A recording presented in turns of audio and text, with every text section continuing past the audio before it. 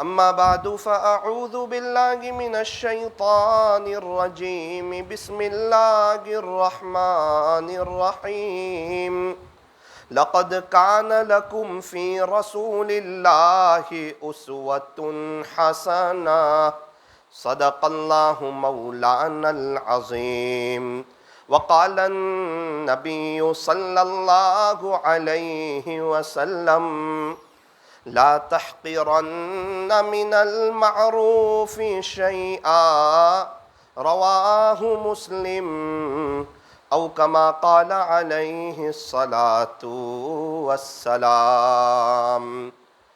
دو جہاں کی کامیابی گر تجھے درکار ہے، ان کا دامن تھام لے جن کا محمد نام ہے صلی اللہ علیہ وسلم۔ نقش قدم نبی کے ہیں جنت کے راستے، اللہ سے ملاتے ہیں سنت کے راستے، اللہ سے ملاتے ہیں سنت کے راستے۔ کی محمد سے وفا تو نے تو ہم تیرے ہیں، یہ جہاں چیز ہے کیا لوح و قلم تیرے ہیں، یہ جہاں چیز ہے کیا لوح و قلم تیرے ہیں۔ یہ فرمان خدا ہے جے پور والو غور سے سن لو، نہیں جو مصطفیٰ کا وہ ہمارا ہو نہیں سکتا، نہیں جو مصطفیٰ کا وہ ہمارا ہو نہیں سکتا۔ محبت سے درود شریف پڑھ لیجئے۔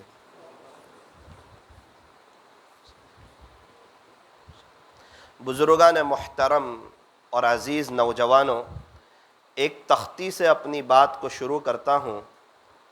الف نے کہا کہ اللہ کا رسول آ رہا ہے، با نے کہا کہ بانی اسلام آ رہا ہے، تا نے کہا کہ تاجدار مدینہ آ رہا ہے، ثا نے کہا کہ ثروت والا آ رہا ہے، جیم نے کہا کہ جلیل القدر آ رہا ہے، بڑی ہاں نے کہا کہ ارے جناب یہ تو حبیب خدا آ رہا ہے، خاں نے کہا کہ خاتم النبیین آ رہا ہے، دال نے کہا کہ دو جہاں کا والی آ رہا ہے، ذال نے کہا کہ ذالک الکتاب کہنے والا آ رہا ہے، را نے کہا کہ یہ تو رحمت للعالمین آ رہا ہے، تو زا نے کہا یہ تو زمانے کا امام آ رہا ہے، سین نے کہا کہ ساقی کوثر جو ہے نا وہ آ رہا ہے، تو بڑی شین نے کہا ارے جناب یہ تو شافع محشر آ رہا ہے، صاد نے کہا کہ صادق و امین آ رہا ہے، ضاد نے کہا کہ ضعیفوں کا ماوا آ رہا ہے، طا نے کہا طاہر و مطہر آ رہا ہے، ظا نے کہا یہ تو ظلم کو مٹانے والا آ رہا ہے، عین نے کہا یہ تو عرب کا تاجدار آ رہا ہے، غین نے کہا یہ تو غریبوں کا ملجا آ رہا ہے، فا نے کہا یہ تو فقیروں کا مولا آ رہا ہے، تو بڑی قاف نے کہا کہ قرآن جس پر نازل ہوا نا وہ آ رہا ہے، تو چھوٹی کاف نے کہا ارے جناب یہ تو کملی والا آ رہا ہے۔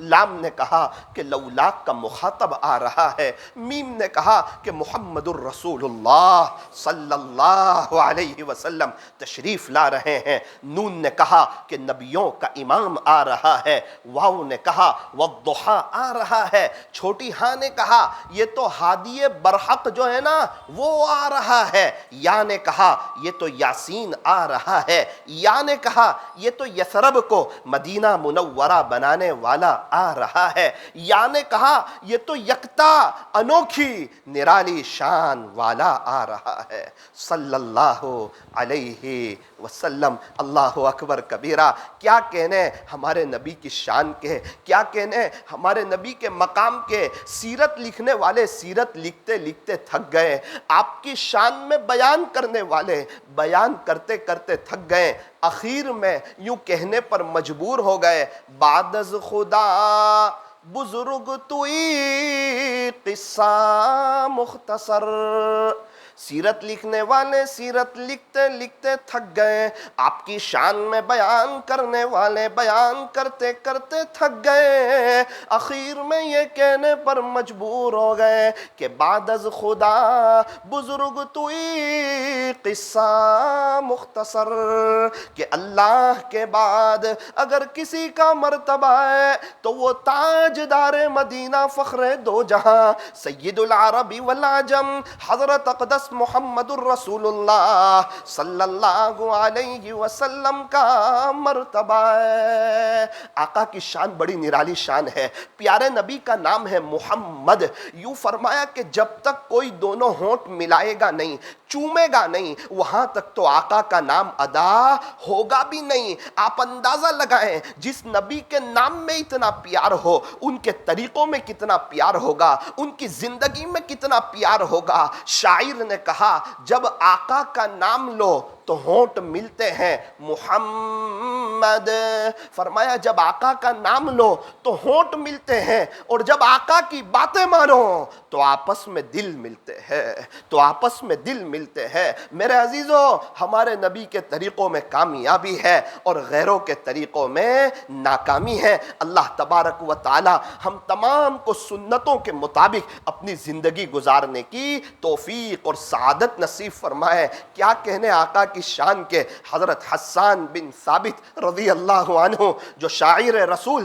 صلی اللہ علیہ وسلم ہیں، ایک موقع پر فرمانے لگے وَأَحْسَنَ مِنْكَ لَمْ تَرَ قَطُّ عَيْنِي، پیارے نبی جی میری آنکھ نے تو آپ جیسا حسین دیکھا ہی نہیں، وَأَجْمَلَ مِنْكَ لَمْ تَلِدِ النِّسَاءُ، کوئی ماں نے آپ کے جیسا خوبصورت بچہ جنا ہی نہیں، خُلِقْتَ مُبَرَّأً مِّن كُلِّ عَيْبٍ، پیارے نبی جی آپ تو ہر عیب سے پاک ہیں، كَأَنَّكَ قَدْ خُلِقْتَ كَمَا تَشَاءُ، ایسا لگتا ہے کہ اللہ نے آپ کو ایسا پیدا کر دیا جیسا کہ آپ نے چاہا۔ بلغ العلا بکمالہ کشف الدجا بجمالہ حسنت جمیع خصالہ صلو علیہ وآلہ۔ ہمارے نبی حضرت محمد الرسول اللہ صلی اللہ علیہ وسلم کی شان بڑی بلند شان ہے۔ اللہ تعالیٰ قرآن کریم میں ارشاد فرماتے ہیں، پیارے نبی کے چہرے کی باری آئی، اللہ کا قرآن کہتا ہے والضحیٰ، پیارے نبی جی آپ کے روشن چہرے کی قسم۔ مفسرین نے اس کے 3 ترجمے کیے، امام راضی رحمت اللہ علیہ نے اس کا یہ ترجمہ کیا، پیارے نبی جی آپ کے روشن چہرے کی قسم۔ بال مبارک کی باری آئی، اللہ کا قرآن کہتا ہے واللیل اذا سجا، پیارے نبی جی آپ کے سیاہ زلفوں کی قسم۔ لعمرک، پیارے نبی جی آپ کی عمر مبارک کی قسم۔ فلا وربک، مجھے تیرے رب کی قسم۔ پیارے نبی علیہ السلام کی جو پیدائش ہوئی مکہ مکرمہ میں، اللہ کا قرآن اس شہر کی بھی قسم کھاتا ہے وَهَذَا الْبَلَدِ الْأَمِينَ، شہر امین مکہ کی قسم۔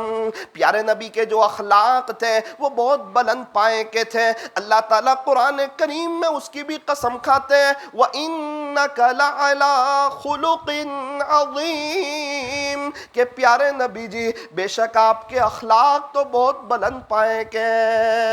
تو ہمارے نبی علیہ السلام کی جو شان ہے وہ بڑی اونچی شان ہے، آپ کا جو مقام ہے وہ بڑا اونچا مقام ہے۔ میرے عزیزو ایک بات یاد رکھنا کہ زندگی چیزوں سے خوبصورت نہیں بنتی، اچھے بنگلے سے، اچھی گاڑی سے، پیسے کے ہونے سے، ویل سیٹ ہونے سے، برانڈڈ چیزوں کے ہونے سے، اور اچھی بیوی اور اچھے بچوں کے ہونے سے میرے عزیزو زندگی جو خوبصورت بنتی ہے، اور زندگی میں جو بہار آتی ہے، اور زندگی میں جو نکھار آتا ہے، اور زندگی جو پر رونق بنتی ہے، اور زندگی میں جو چین، سکون، اطمینان اور امن و امان آتا ہے، اور اللہ تعالیٰ جو حیاتاً طیبہ نصیب فرماتے ہیں، وہ پیارے نبی حضرت محمد الرسول اللہ صلی اللہ علیہ وسلم کی نقل اتارنے سے زندگی میں بہار آتی ہے۔ یوں فرمایا جو شخص 1000 مرتبہ درود شریف پڑھتا ہے، 1000 مرتبہ، 1000 مرتبہ، اللہ تعالیٰ اس کو 40,000 انعام عطا فرماتے ہیں،